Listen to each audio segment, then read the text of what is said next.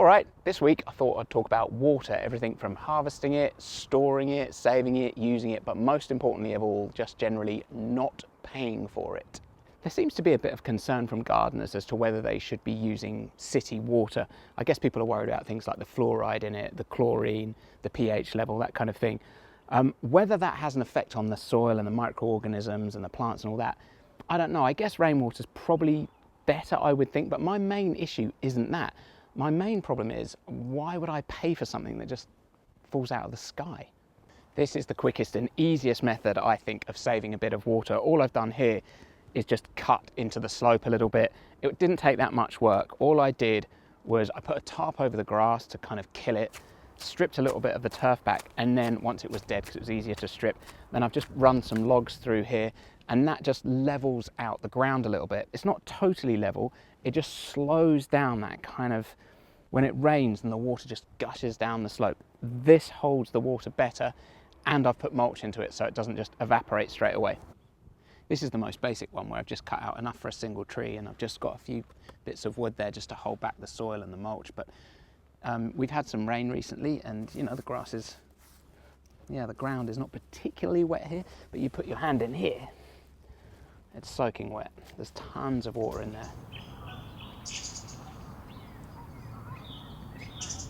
This is basically the same deal again, just on a slightly larger scale. So I've cut a pathway all the way through here, and that slows the water down. The water then seeps into here, and I'll end up planting trees along this line here, so their roots will be able to go underneath this area and get some of the water. This is a pretty extreme example because this is so steep. If this was less steep, then I probably would have done it more in the kind of permaculture Swales way, where you basically cut out a shallow and then put a mound and then plant into that mound. This is so steep, so I couldn't really put a mound there, it just wouldn't work. But still, this is enough way just to slow that kind of process of water just like going down the hill to somebody else's ground where I'm not going to get to use it. So that first method's going to work great when you're trying to get water to a fruit tree. But what about a veggie patch? I think for a veggie patch, something like this is the best solution. If I was doing this solely for a veggie patch, I wouldn't even bother installing a pump. We lived up here for about 6 months. We just used this. We didn't use a pump. We relied on just gravity, and that was enough. I didn't put that tank in. It was already on the land when we got here. And as you can see, it's slightly lower down than the veggie patch here, but it still worked. I mean, just having that amount of water at the top of the tank, forcing the rest of the water out, was enough to give me pressure to water this. Once the tank was down by, I don't know, about half, the water pressure really dropped. So if I was doing it again, I would certainly build that just over there, slightly higher up, and that would give you enough for the gravity just to allow it to water the garden properly. If there wasn't the option to put that tank, say, higher up than the veggie patches, I would probably just let it kind of occasionally drain out into a barrel. You could just cut the top off a barrel, let it fill up slowly, and then when you want to access it, just dunk in a watering can and pour out. I think that would be a really quick and cheap method of getting water out of there without having to pay for a pump.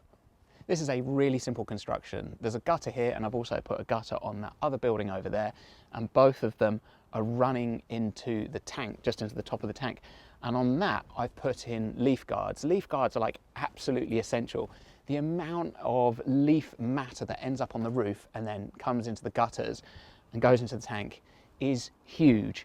And the leaf matter then kind of collects at the bottom of the tank and just builds up, and then every now and again you're going to have to pay for somebody to clean it out or get in there yourself, and it's not a job that I particularly want to do, and therefore it's just a lot easier to make sure that there's like leaf guards everywhere. Even then, little bits do get in, but hopefully I'm just sort of slowing down that accumulation of leaf matter.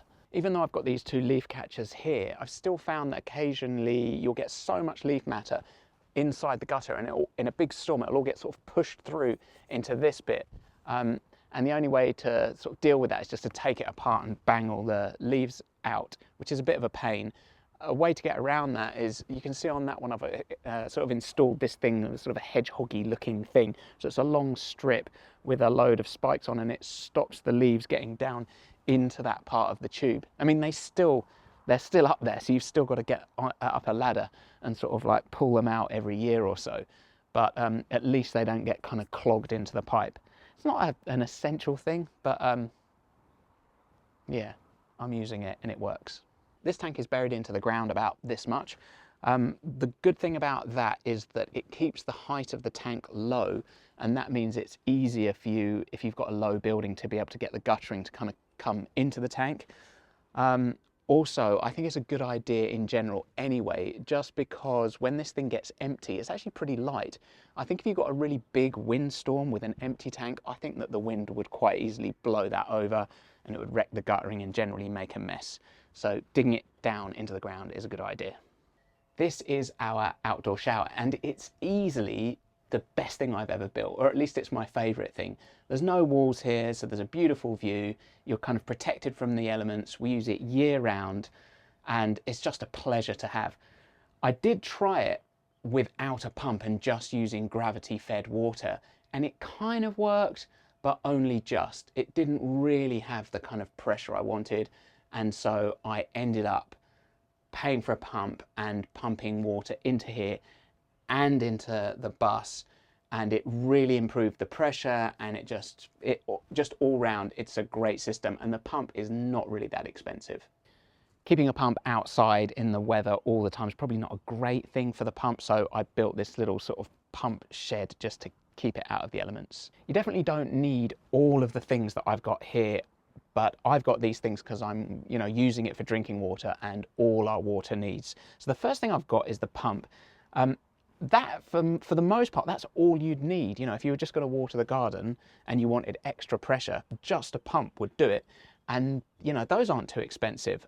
They get more and more expensive as they get larger. Pumps that are designed to kind of feed 4 or 5 different bathrooms and, you know, multiple people showering at the same time. Those pumps get pretty expensive, like thousands of dollars. But, you know, for something like this, you're just looking at a few $100. And that's all there's only 2 of us, that's all the pressure we need, so that works great. This you probably don't need. The reason I got it is that it just kind of regulates the pressure so that the pump doesn't have to keep switching on and off. So if you only turn the tap on just for a few seconds, it won't trigger the pump. There'll be enough pressure in that to just give you a sort of a, you know, a small amount of water to wash your hands with or something, and it just means that your pump will last a bit longer. So it's not an essential thing. And then I've got 2 filters.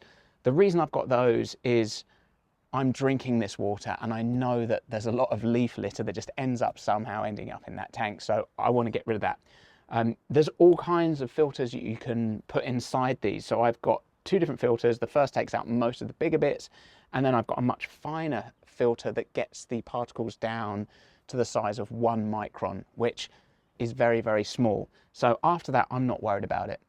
I know that some people have a next sort of filter stage where they would run it through a UV filter to take out harmful bacteria and things like that. I've not done that. It's not that I'm not convinced about it. I just know that there's a huge number of people that, especially in New Zealand and Australia and places like that, that have had their whole lives living off tank water. And back in the day, people didn't even filter it. All of those people seem fine. I've heard very few stories about people getting sick from drinking tank water, so I'm not going to bother with UV filters. I think just sending it through these particle filters is fine. That's enough for me.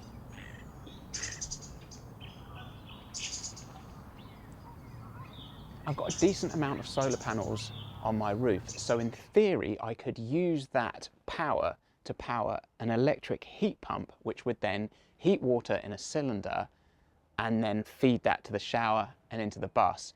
And it's a nice idea in theory. The problem is that heat pumps for water are really expensive, whereas this is pretty cheap.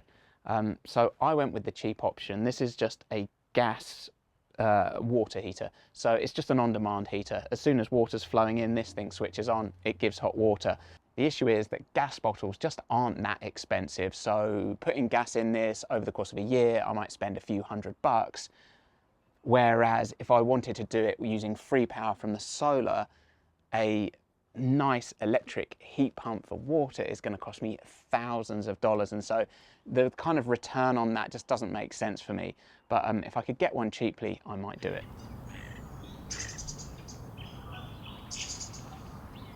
So with our current setup, with just water being collected from those two roofs, there isn't enough water for the two of us coming off those roofs. It's nothing to do with the size of the tank. The roofs just aren't big enough.